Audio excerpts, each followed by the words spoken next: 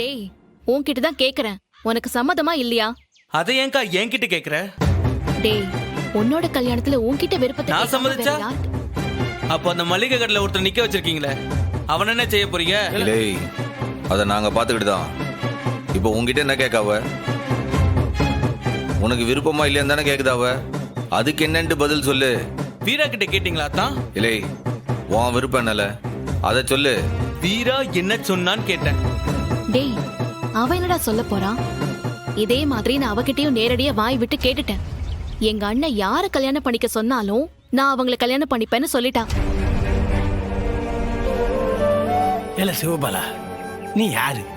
என் தங்கச்சி புள்ள. என் தங்கச்சிக்கும் இதுதான் ஆசை. ஏன் எனக்கும் இதுதான் ஆசை.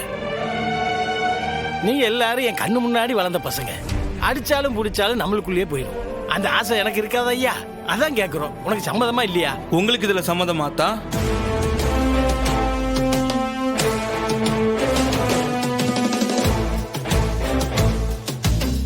இல்லத்தான், உங்களுக்கு இதுல சம்மந்தம் இல்ல. ஏன்னா ஒருவேளை நிஜமாவே விருப்பம் இருந்திருந்தா முதல்ல நீங்க என்கிட்ட தான் கேட்டிருப்பீங்க.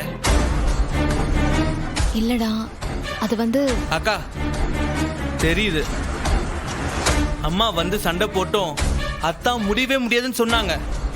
இப்ப நீயே மாமாவை கம்பல் பண்ணதுனாலதான் என்கிட்ட வந்து விருப்பத்தை கேக்குறாங்க.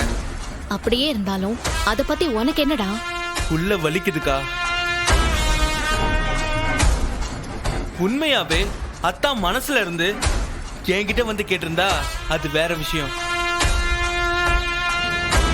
ஒரு கம்பல்ஷனுக்காக என் விருப்பத்தை வந்து கேட்கறது எனக்கு பிடிக்கலக்கா.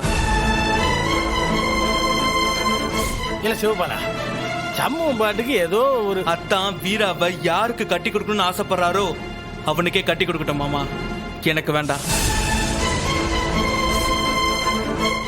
டேய் இது கல்யாண விஷயம்டா, இதுல போய் நீ ஈகோ பார்க்கலாமா? சிவபாலா, நான் சொல்றது கொஞ்சம் கேளு. சாரிக்கா, நான் வரேன்.